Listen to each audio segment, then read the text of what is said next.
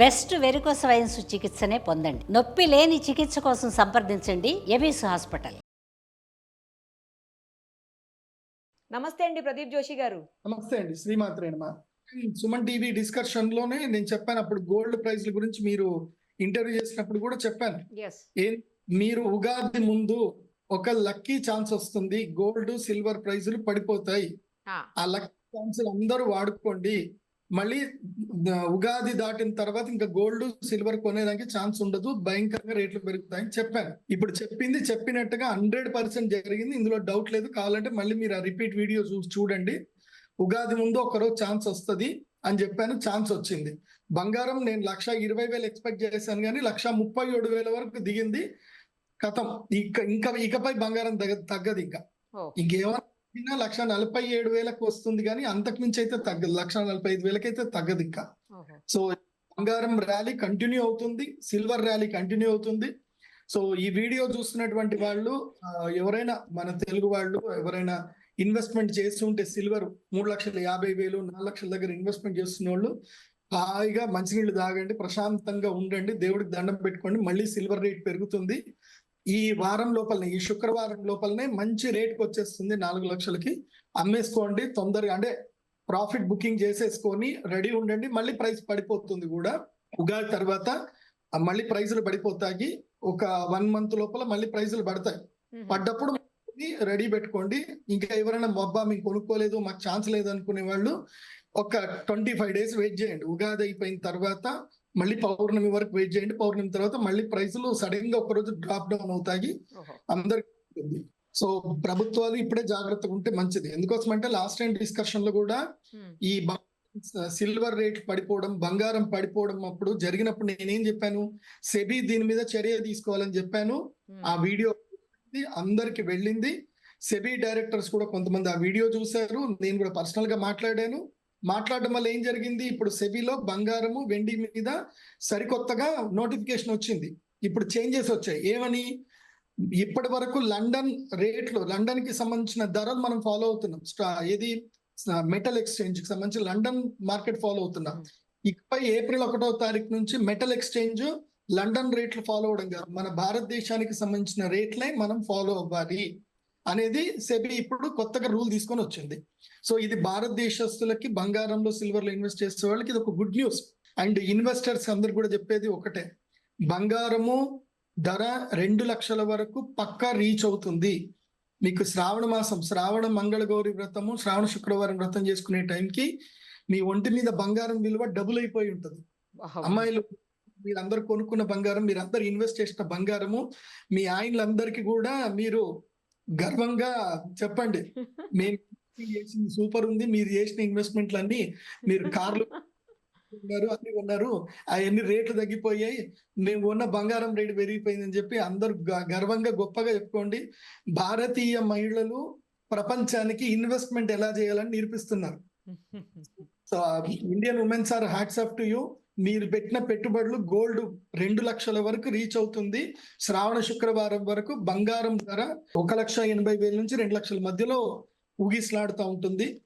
కాబట్టి ఎవరైనా లోలో బంగారం కొనుక్కొని ఉంటే గనక ఈ రేట్ వచ్చేంత వరకు ఆగండి.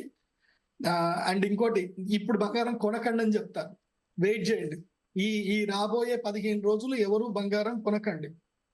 పొద్దున్నే నా ఫ్రెండ్ ఒక ఇన్స్పెక్టర్ ఉన్నారు, ఆయన పొద్దున్నే కాల్ చేశారు, మా కూతురు పెళ్లి ఉంది గురుగారు, మేము ఇన్ని రోజులు బంగారం కొందాం అనుకున్నాము, తీరా చూసేసరికి తెల్లారి ఇవాళనే బంగారం షాప్కి వెళ్దాం అనుకున్నాం, బంగారం ఒక్కసారి 10,000 రూపాయలు 20,000 దాకా పెరిగిపోయింది, ఏం చేయాలి గురుగారు అంటే, ఇంకో 20 రోజులు ఆగు, బంగారం ఒక్కరోజు ప్రైస్ డ్రాప్ అవుతుంది, ఆ రోజు వెళ్ళి కొనుక్కోండి అని చెప్పాను. మీ అందరు కూడా చెప్పేది ఒకటే, పెళ్లిళ్ళు ముహూర్తాలు ఉన్నటువంటి వాళ్ళు ఇప్పటికీ బంగారం ఎవరు కొనకండి.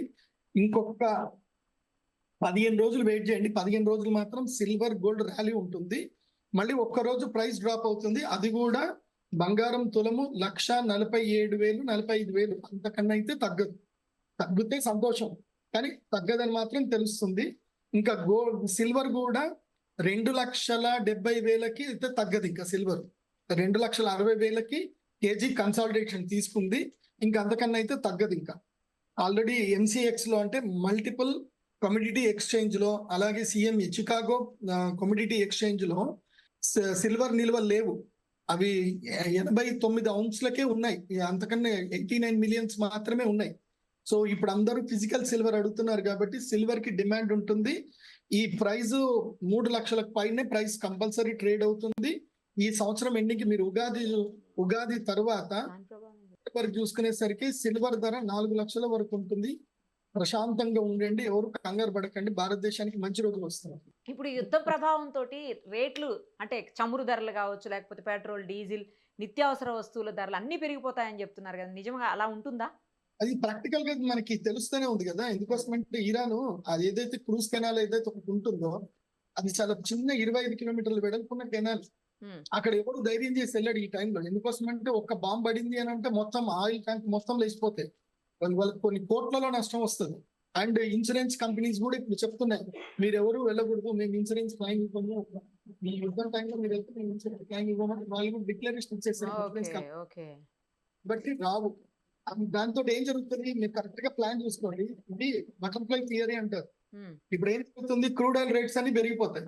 క్రూడ్ రేట్స్ పెరిగాయి అనుకోండి, ఆటోమేటిక్ అందరూ కూడా ఈవీకి ట్రాన్స్ఫర్ అయిపోతారు, ఈవీ వెహికల్స్ కొందామని చూస్తారు.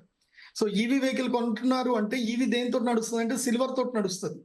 సో ఏ ఆర్టిఫిషియల్ ఇంటెలిజెంట్ కానీ, తర్వాత సోలార్ పవర్ కానీ, ఈవీస్ కానీ అన్ని సిల్వర్ బేస్ మీదనే ఉంటుంది. సో ఈవీ ప్రైజెస్ పెరిగిపోతాయి, సిల్వర్ ప్రైస్ పెరుగుతుంది, ఈవీ కాస్ట్లు పెరిగిపోతాయి. సో దీంతో ఏంటంటే ప్రపంచము ప్రత్యామ్నాయ ఇంధనం వైపు వెళ్లే అవకాశాలు ఉంటాయి. అప్పుడు హైడ్రోజన్ ఇంధనమైనా ఏర్పడుతుంది, లేదంటే ఇప్పుడు ఈవీ వైపు అయినా అందరూ మొగ్గు చూపిస్తారు.